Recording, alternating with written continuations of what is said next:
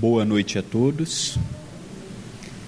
Que alegria conhecermos esta casa, primeira casa de Brasília, a qual parabenizamos por estas 6 décadas de trabalho, com afinco, com amor, com dedicação, e gerando automaticamente os seus frutos, o benefício para nós os encarnados e também para esta legião de espíritos amigos que aqui cooperam, trabalham e seguem naturalmente a sua jornada evolutiva.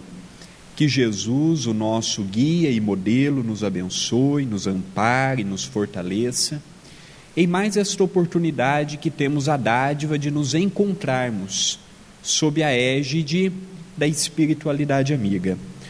O tema proposto para a noite de hoje é o Evangelho segundo o Espiritismo, o roteiro seguro para a nossa iluminação íntima.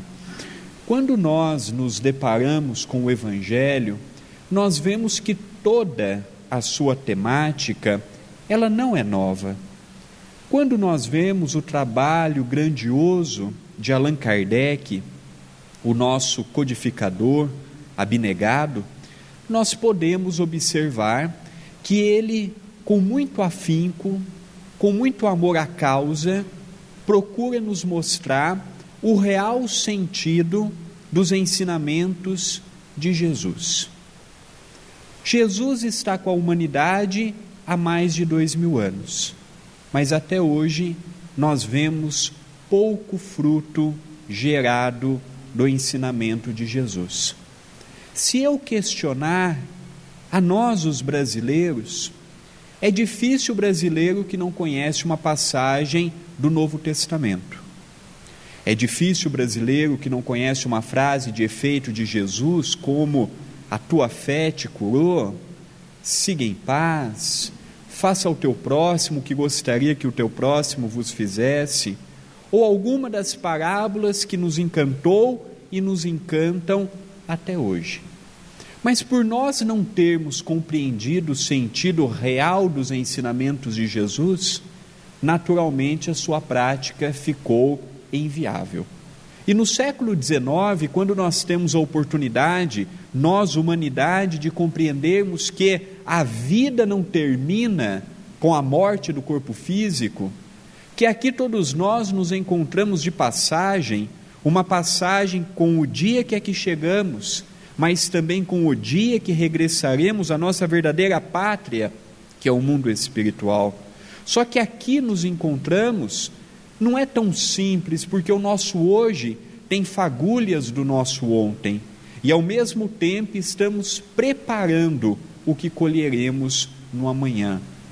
Por isso, que quando Allan Kardec publica o 3º livro que compõe o Pentateuco kardeciano, ou o Pentateuco espírita, o Evangelho segundo o Espiritismo, ele traz para todos nós o modelo que até então nós sempre tivemos, mas que não compreendíamos.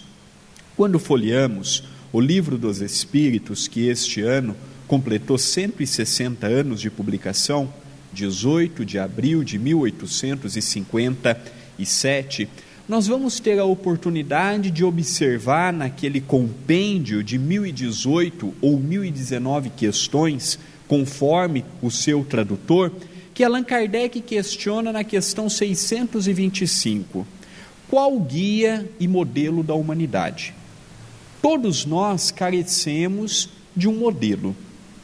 E Allan Kardec notou que até o século XIX, a Europa havia atingido um grande desenvolvimento para a sua época, em especial a França, com os seus pensadores, com a queda da Bastilha, com a queda da monarquia e com o pensamento de liberdade e de que todos tinham o mesmo direito.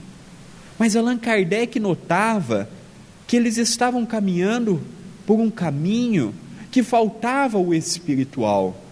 E quando Kardec questiona qual o guia e qual a pessoa que pode servir como modelo, convidando-nos a doar o nosso melhor, a espiritualidade é taxativa e objetiva. Vede Jesus. Mas como ver aquele Jesus que a história criou? Aquele Jesus que estava na linha de batalha, aquele que em nome de Jesus se matava pessoas que pensavam contrário, que agiam contrário. Como é que pode um Jesus misericordioso, amoroso, que a todos tratava com amor, com doçura, com um sorriso, de repente ser alvo de guerras, conflitos e mortes?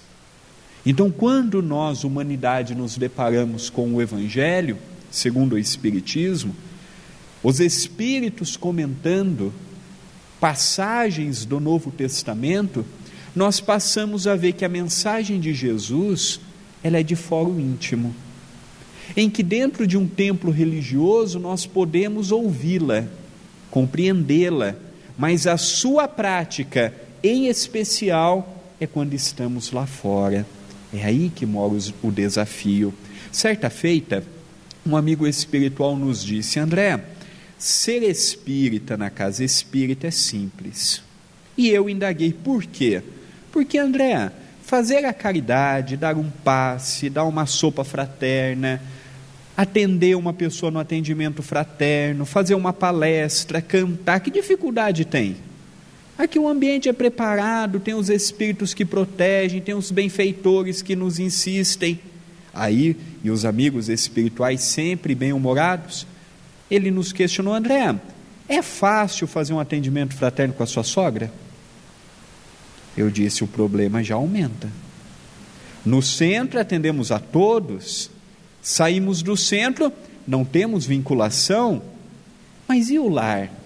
O cadinho dolorido de muitos de nós, a qual reencontramos pessoas que tanto amamos, mas Deus também permite que venhamos com pessoas que nos convidam a desenvolver a paciência, a tolerância, a resignação. Então o Evangelho abriu um horizonte que até o século XIX nós não tínhamos, e hoje se tornou natural. Então, quando nós lemos, por exemplo, uma virtude muito decantada no nosso meio, mas pouco vivenciada, o amor. É comum uma pessoa falar: eu te amo. Alguma vez Jesus falou que amava alguém? Porque o amor não se fala, se vivencia. Eu dizer que eu te amo não significa verdadeiramente que eu ame a pessoa. Então nós vemos no trecho que foi lido e comentado por Emmanuel, o que Jesus pergunta para Pedro por 3 vezes: tu me amas? É a indagação de Jesus. Jesus não perguntou se Pedro obedecia os seus desígnios, se Pedro concordava com as suas vontades, não. Jesus pergunta a Pedro: Pedro, tu realmente me amas? Porque amar é libertar, amar é você poder doar sem esperar nada em troca, sem esperar o mínimo do mínimo. Aí nós vemos em Jesus, veio, assumiu um corpo, sofreu tudo que a história nos narra, e com uma grande diferença, com amor a cada um de nós, porque Ele mesmo se intitula, sem qualquer nesga de vaidade: eu sou o caminho, a verdade e a vida.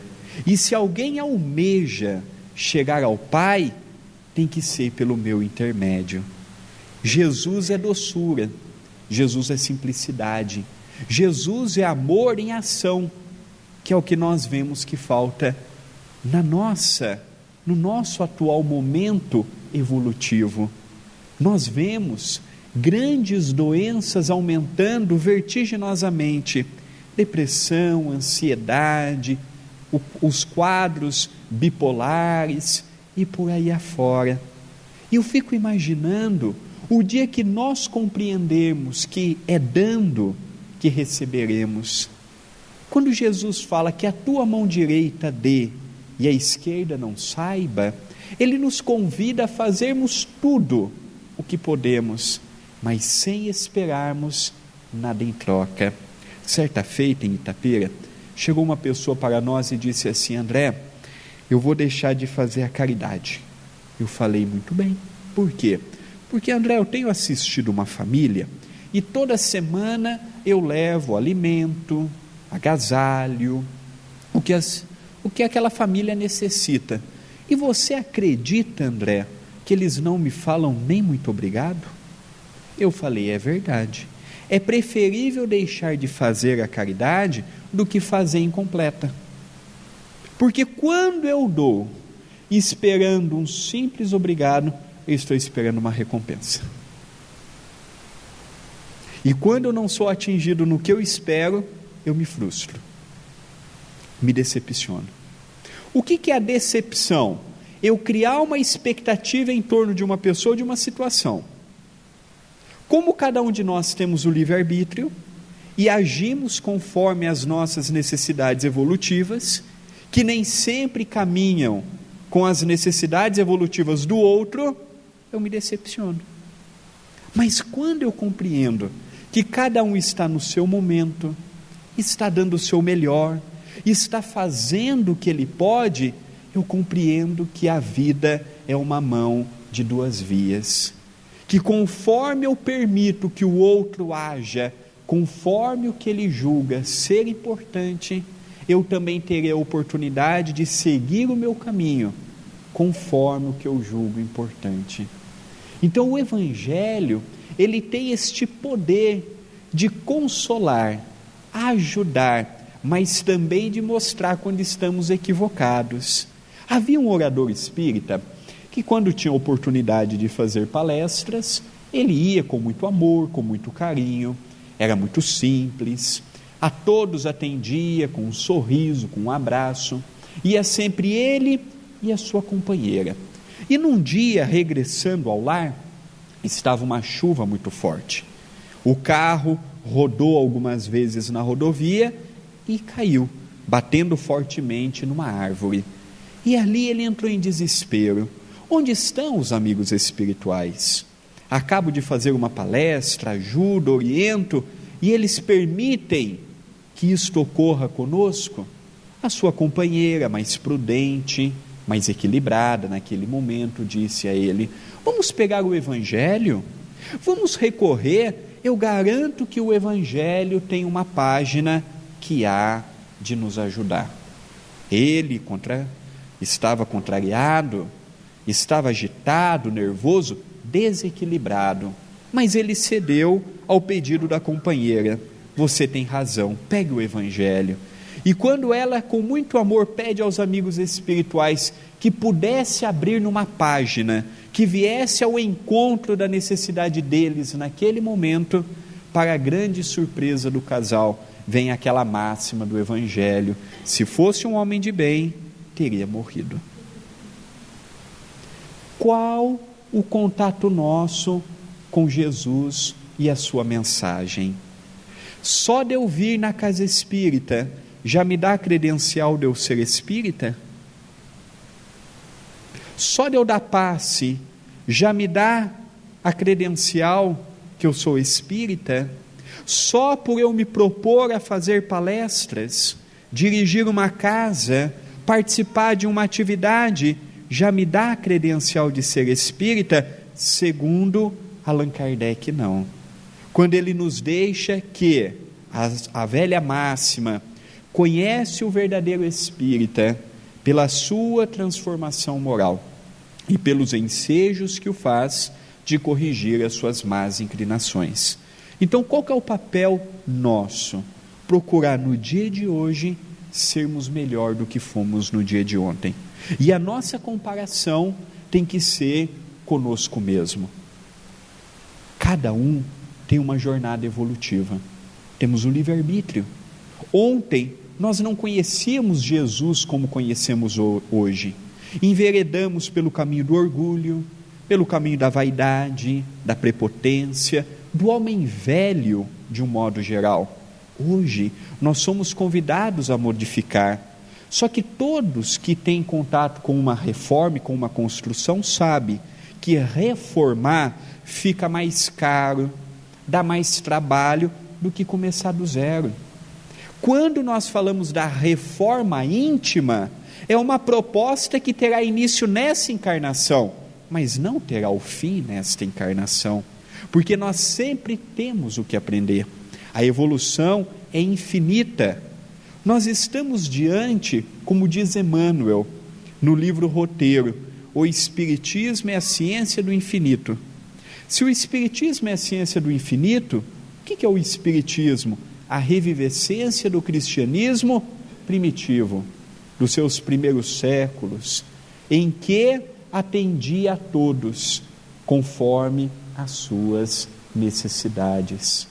Certa feita, um amigo espiritual, nós estávamos indo para uma cidade, nos questionou: André, qual o papel encarnatório do ser humano? Eu disse assim: não sei, se tornar uma pessoa melhor. Aí eu indaguei: mas todos têm contato com isso? Falou: não, porque a vida ela é muito atrativa no lado material, a correria por termos, e esquecemos dos sermos. Aí quando eu cheguei em casa, eu fui analisar o que é o ser e o ter. O que é o ter? Eu tenho uma casa, alvenaria, eu tenho um carro, um bem material, eu tenho uma propriedade qualquer. Isso é muito bom, mas isso é passageiro. Tudo que nós angariarmos materialmente falando, ou ficará para um herdeiro, ou para o governo, se não tivermos ninguém para deixarmos, ou para uma instituição, conforme o nosso testamento. Mas como nós hoje compreendemos que mais cedo ou mais tarde retornaremos à nossa verdadeira pátria, vem a questão do ser cristão, ser espírita, procurar colocar em prática o Evangelho de Jesus. E aí eu fui analisar. Quando nós vamos em busca de um emprego, o que a pessoa olha a nossa cara? Não, olha o nosso currículo. Qual o nosso currículo espiritual? Nós todos, conforme a nossa idade, o que já fizemos nesta encarnação que possibilitará chegarmos melhor no mundo espiritual?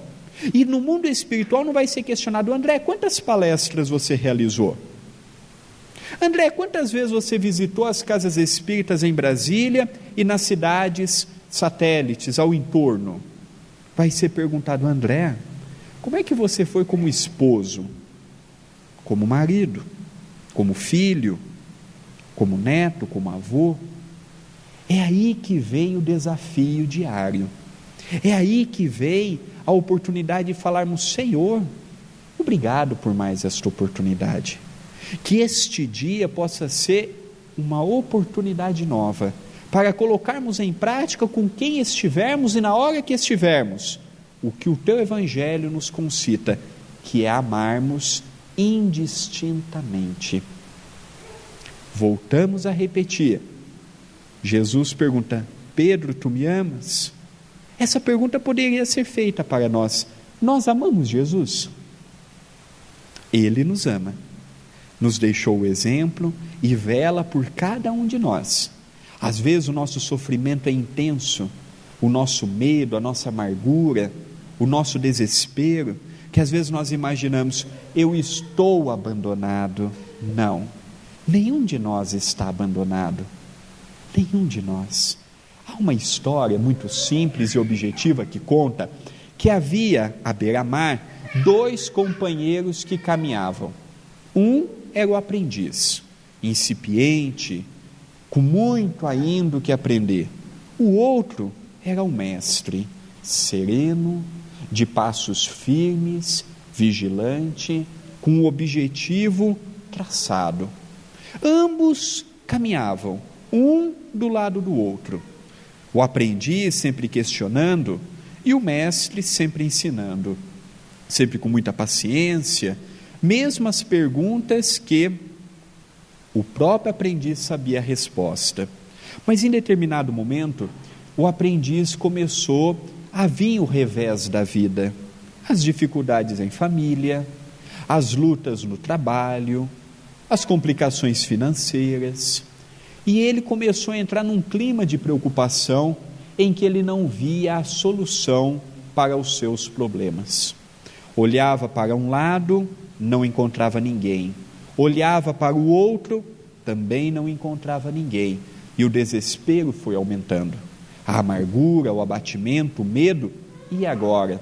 O que vai ser?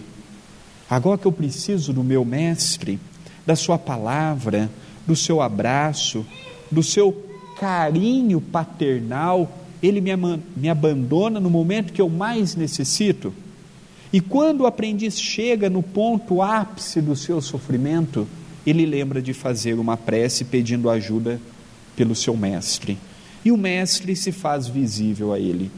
Com toda a paciência e com toda a cautela, lhe questiona: o que foi? O que está ocorrendo?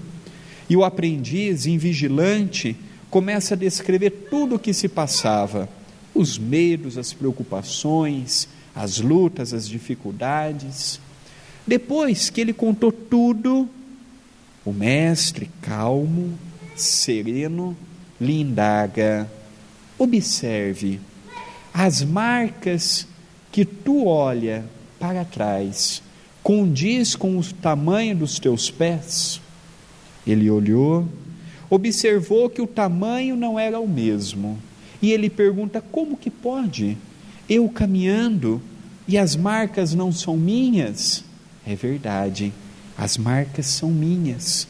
Nos momentos de maior luta, dificuldade, sofrimento, eu carreguei você no colo, mas como você estava tão preocupado, com uma preocupação excessiva, você não teve olhos para ver e ouvidos para ouvir os meus conselhos. Quantas vezes isso não ocorre conosco?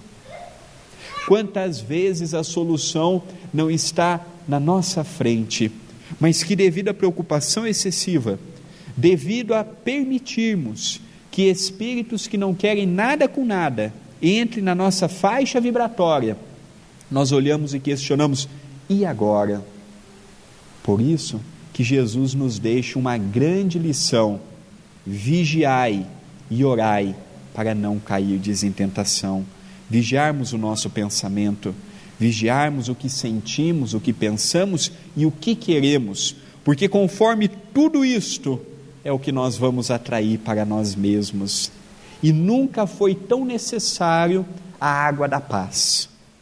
No livro Lindos Casos de Chico Xavier, escrito pelo seu amigo Ramiro Gama, nós observamos que o Chico, com 17 para 18 anos de idade, já havia fundado o Centro Espírita Luiz Gonzaga, na cidade de Pedro Leopoldo, no estado de Minas Gerais. Em determinado momento, as dificuldades foram vindo. Ser espírita no início do século XX não era fácil, numa cidade extremamente católica, pequena, em que todo mundo conhecia todo mundo. Então, o Chico sofreu uma perseguição muito grande, o Chico e todos os espíritas daquela época. E a mãe do Chico falou para ele: meu filho, você precisa do remédio, a água da paz. Ele, jovem, falou: vou procurar, vou atrás desse remédio. E na frente tinha um vizinho do Chico que era caminhoneiro. Naquela época, farmácia era só de manipulação. Então ele falou: olha, a minha mãe me indicou o remédio Água da Paz. E ela falou que é um remédio muito bom, que vai ajudar, vai acalmar e fortalecer. Você poderia ver se você acha em Belo Horizonte? O motorista gostava muito do Chico, falou: posso, lá irei e olharei nas farmácias. E assim foi, olhou nas farmácias que havia, perguntou pelo nome, nada. O motorista voltou cabisbaixo e falou: olha, Chico, eu fui em todo lugar, não achei a água da paz. O Chico pensou: ou esse remédio só tem lá no além e não chegou aqui, ou é importado e ainda não chegou aqui no Brasil. Ele estava triste, pensou que a sua mãe havia se enganado. E os espíritos penetram no nosso pensamento. Os espíritos conhecem o que pensamos. A mãe dele se fez visível a ele e perguntou: o que foi, meu filho? Ah, não é nada não, mamãe. Ele não queria chatear sua mãe com aquilo. Não é nada não, mamãe. Ah, meu filho, você está achando que o remédio não existe, não é? Ah, mãe, o nosso amigo foi em Belo Horizonte, procurou em todo lugar, não achou. Mas, meu filho, você não deixou nem eu terminar de falar. O remédio está em casa, está na talha, está na onde nós pegamos a nossa água para tomar. O dia que alguém te falar alguma coisa, que você ficar com vontade de revidar, coloque a água e deixe a língua mergulhar. Quando passar raiva, você engole. É verdade que no início a gente vai ficar o dia inteiro com a água na boca, mas vai evitar muitos problemas. Há um bordão de uma música espírita que fala assim: por 1 minuto apenas. Por 1 minuto apenas, quantos casamentos não seriam evitados de ser desfeitos? Por 1 minuto apenas, quantos pais evitariam de brigar com os filhos, ou os filhos com os pais? Por 1 minuto apenas, quantas pessoas nós não poderíamos ajudar à beira do suicídio? Com um copo de água na boca, quantas discussões nós não evitaríamos? É usar o Evangelho a nosso favor. Por isso que uma vez um amigo espiritual disse: André, o Evangelho está próximo, mas está longe. Eu perguntei: como assim? Aí ele falou: agora é problema seu. Porque às vezes a gente quer também tudo já pronto, não é? Os Espíritos nos dão a dica: ó, agora você pensa. Aí eu fui analisar, como é que o Evangelho está próximo e está longe? É muito simples. Todos podem folhear o Evangelho, todos têm acesso ao Evangelho, mas o Evangelho está no nosso coração? Conhecer o Evangelho nós conhecemos, mas e a prática? E a extensão do amor que lá está? É o que a espiritualidade nos convida a analisarmos no dia de hoje. É interessante que no Triângulo Mineiro tivemos uma extraordinária médium de várias faculdades mediúnicas, Maria Modesto Cravo, no final do século XIX, início do século XX. Teve a oportunidade de trabalhar com o professor Eurípides Barçanufo, foi uma pioneira na cidade de Sacramento, na cidade de Uberaba, deixando um trabalho muito bonito, numa época em que as perseguições eram imensas. E a sua vizinha não gostava dela, porque ela era espírita. Então, no dia do aniversário de Maria Modesto Cravo, o que a vizinha fez? Pegou fezes de animal, embrulhou, bateu a palma e entregou: olha, esse aqui é um presente para você. Ela guardou, chegou no final do dia, abriu os presentes e notou o presente que a vizinha havia dado. Qual que foi o primeiro pensamento dela? Vou bater na casa dela para ver o porquê que ela fez isto comigo. O que motivou ela a fazer isto? O amigo espiritual lhe disse: não. Onde é que está pagar o bem, o mal com o bem? Se você for lá tirar satisfação, você vai estar fazendo o que ela fez. E você vai estar sendo igual ou pior que ela, porque você tem conhecimento. Você não tem uma roseira? Coloque como adubo. E o dia que a primeira rosa abrir o seu botão, você colha e dê para a vizinha de presente. E assim foi feito. O dia que abriu o primeiro botão de rosa, ela com muito carinho colheu, colocou um lacinho, foi na vizinha e falou para ela: aqui está um presente, fruto do presente que me deu. Esta vizinha se tornou uma das grandes amigas de Maria Modesto Cravo. Isto é utilizar o Evangelho. Isto é compreender que, infelizmente, nós estamos num mundo atrasado moralmente. Materialmente, nós vemos grandes cidades, grandes prédios, grandes construções, a medicina avançando, progredindo todos os dias, mas chegou o momento de nós, humanidade, também progredirmos, porque se nós pararmos para analisar, nesses últimos 2000 anos que nós tivemos contato com a mensagem de Jesus, quais foram os grandes saltos que nós demos? Há 100 anos atrás, tivemos 2 grandes guerras mundiais. Há pouco tempo atrás, conflitos pontuais no Iraque e outras localidades mais. Por isso, que o Evangelho está para todos, mas nem todos estão para o Evangelho. O Evangelho está para quem quer.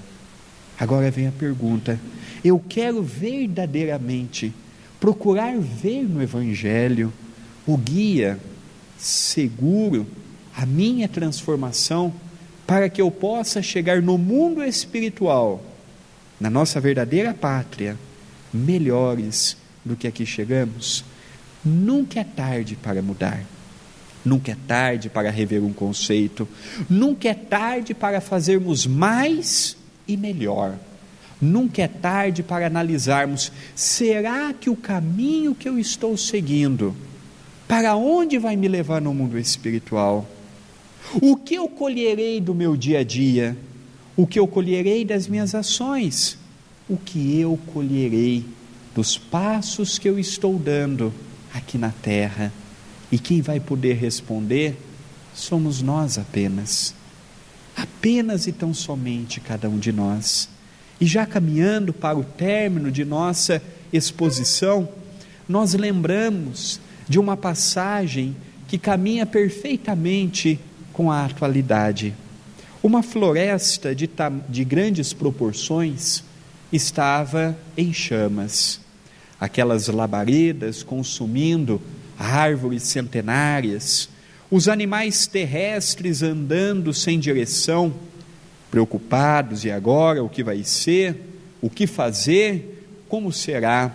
As aves voando de um lado para o outro, também desorientadas, perdidas, sem saber o seu porvir.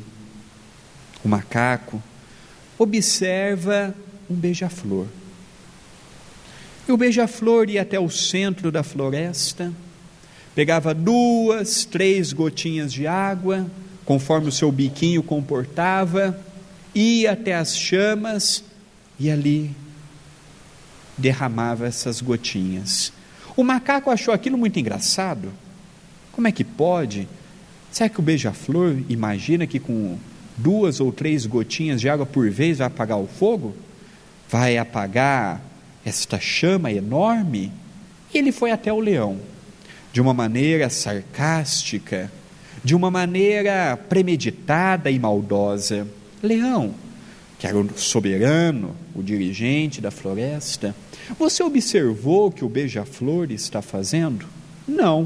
O que ele está fazendo? Ele pensa que vai apagar o fogo. Ambos deram uma risada, vendo aquela ação e achando: coitado do beija-flor, está doido. Aquela risada sarcástica. E o leão disse assim ao macaco: chame o beija-flor aqui, eu quero falar com ele. Ele saiu, na primeira oportunidade que teve, falou: beija-flor, o leão quer falar contigo. Ah, é? É, muito obrigado. Aí beija-flor foi com toda a humildade até o seu dirigente, o dirigente da floresta, e perguntou: me chamou? Ah, te chamei sim. O macaco observou que você está indo inúmeras vezes até o centro da floresta, pegando 2, 3 gotinhas de água e tacando nas chamas. E eu gostaria de entender o que você está fazendo. Ora, eu estou procurando apagar o fogo. O leão deu aquela risada novamente e perguntou: e você crê que vai apagar o fogo com 2 ou 3 gotinhas de água? Beija-flor vira para ele e diz: olha, se eu vou apagar o fogo eu não sei, mas eu estou fazendo a minha parte. Dê licença que tem muito trabalho. Nessa história, quem nós somos? Macaco que observa a vida do outro, o leão que tira satisfação da vida do outro, ou o beija-flor que procura apagar o incêndio no lar, apagar o incêndio no trabalho, dentro da casa espírita, na sociedade do modo geral. Então que nós possamos sair da casa melhores do que quando aqui chegamos, e que Jesus esteja conosco, nos iluminando, nos amparando e nos protegendo, hoje e todo sempre. Muita paz em nossos corações.